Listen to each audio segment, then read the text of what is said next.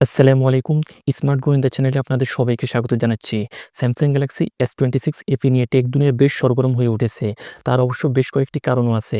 তার মধ্যে অন্যতম একটা কারণ হচ্ছে এটি পৃথিবীর ১ম ফোন যাতে ২ ন্যানোমিটারের প্রসেসর থাকছে। এর আগে কোনো কোম্পানি ২ ন্যানোমিটারের প্রসেসর বানাতে পারেনি। যেমন স্ন্যাপড্রাগন 8 এলিট বা অ্যাপলের বায়োনিক A19 প্রো সবকটাই ৩ ন্যানোমিটারের তৈরি। অ্যাপল বা স্ন্যাপড্রাগন তাদের ২ ন্যানোমিটারের যুগে প্রবেশ করতে আরও অন্তত ১ বছরের মতো সময় লাগতে পারে। সেখানে স্যামসাং Exynos 2600 মাধ্যমে ২ ন্যানোমিটারের যুগে প্রবেশ করল। এটি একটি ডেকাকোর চিপসেট, অর্থাৎ এতে সিপিইউতে ১০টি কোর আছে। এটি স্মার্টফোন ইন্ডাস্ট্রিতে এই প্রথম। এর আগে সর্বোচ্চ ৮টি কোর পর্যন্ত ছিল। যেমন স্ন্যাপড্রাগন 8 এলিট এটি একটি অক্টাকোর প্রসেসর, অর্থাৎ এতে ৮টি কোর আছে। কম্পিউটারে আমরা ১৬ কোর বা ৩২ কোরের সিপিইউ দেখে অভ্যস্ত। কিন্তু স্মার্টফোন জগতে Exynos 2600 মাধ্যমে আমরা এই প্রথম 10 কোর সিপিইউর জগতে প্রবেশ করলাম, যেটা ARM এর লেটেস্ট V9.3 আর্কিটেকচারের উপর ভিত্তি করে তৈরি।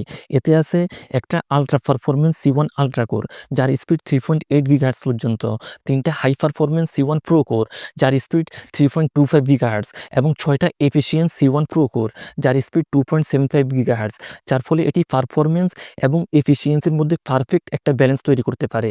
মাল্টি থ্রেডেড টাস্কে অসাধারণ স্পিড দিতে পারে এবং ব্যাটারি লাইফও অনেকটাই বেড়ে যাবে।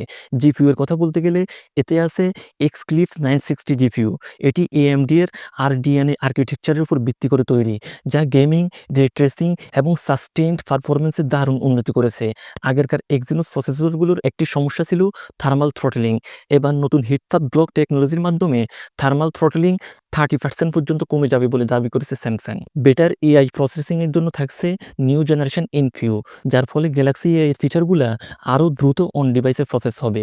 এই প্রসেসরটি ক্যামেরা সাপোর্ট করে ৩২০ মেগাপিক্সেল পর্যন্ত, যার মধ্যে জিরো শাটার লাগে ১০৮ মেগাপিক্সেল পর্যন্ত শট নিতে পারে। এছাড়া 8K 30 FPS video recording support তো থাকছেই। এখন পর্যন্ত এই প্রসেসরটির বেঞ্চমার্ক লিক যা এসেছে তাতে এটি AnTuTu বেঞ্চমার্কে 4 মিলিয়ন স্কোর করেছে এবং Geekbench-এ ১৩,০০০ পর্যন্ত স্কোর এসেছে। স্কোর দেখে মনে হচ্ছে এই প্রসেসরটা এবার স্ন্যাপড্রাগনকে ভালোই কম্পিটিশন দেবে এবং অনেক ক্ষেত্রে স্ন্যাপড্রাগনকে ছাড়িয়েও যাবে।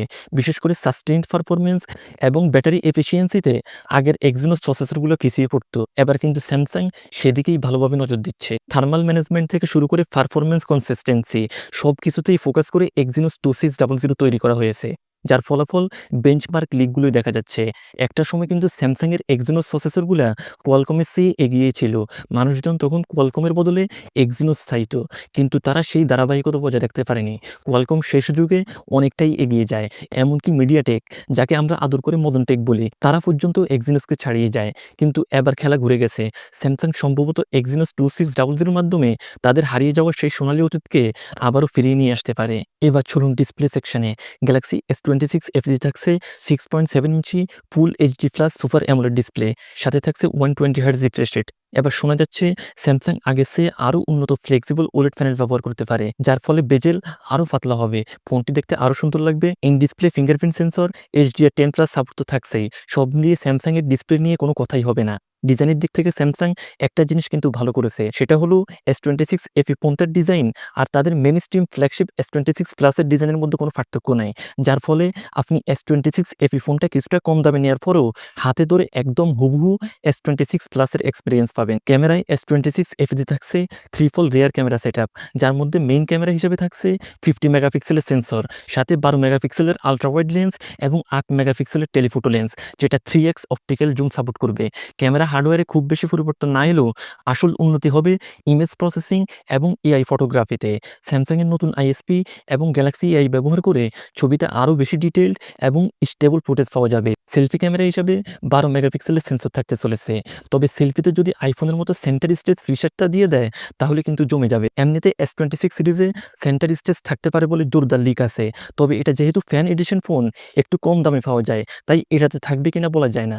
যদি স্যামসাং ভুল করে দিয়ে দেয় তাহলে ব্যাপারটা জমে যাবে। সফটওয়্যার হিসেবে এই ফোনটিতে থাকছে One UI 8.5 on top of Android 16।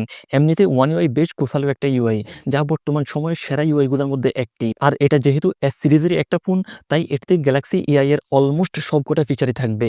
Live translate, photo editing, real time voice assistant সহ বেশিরভাগ AI ফিচারই এই ফোনটিতে পাওয়া যাবে। পাশাপাশি 7 বছরের অ্যান্ড্রয়েড আপডেট তো থাকছেই।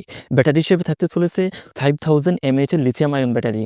গতবার S25 FE ছিল 4900 mAh এর ব্যাটারি, তবে এবারের S26 FE তে 5000 mAh এর ব্যাটারি থাকছে, এমনটাই লিকাররা বলছেন। অন্যান্য ফিচারের মধ্যে ফ্ল্যাগশিপ কিলার ফোন হিসেবে এই ফোনটিতে কিছু ফিচার বাই ডিফল্ট থাকবেই, যেমন IP68 water resistant, stereo speaker, Dolby atoms, wifi 6E, এগুলো না বললেও চলে। তবে যেটা বলা দরকার সেটা হলো প্রাইস। সুখবর হলো দাম কিন্তু বাড়ছে না। গতবারের S25 FE $650 128GB variant launch হয়েছিল, এবারও সেই রকমই থাকছে। তবে র্যামের দাম বেড়ে যাওয়ায় হাইয়ার ভেরিয়েন্টগুলোর দাম কিছুটা বাড়তে পারে। যারা ফ্ল্যাগশিপ এক্সপেরিয়েন্স চান কিন্তু পকেট থেকে লাখ টাকা খসাতে চান না, তাদের জন্য এই ফোনটা কিন্তু দারুণ একটা অপশন হতে চলেছে। তো ভিডিওটি কেমন লাগলো? ভালো লাগলে চ্যানেলটি সাবস্ক্রাইব করে ফেলুন। আজকের মতো এখানেই বিদায় নিচ্ছি। আল্লাহ হাফেজ।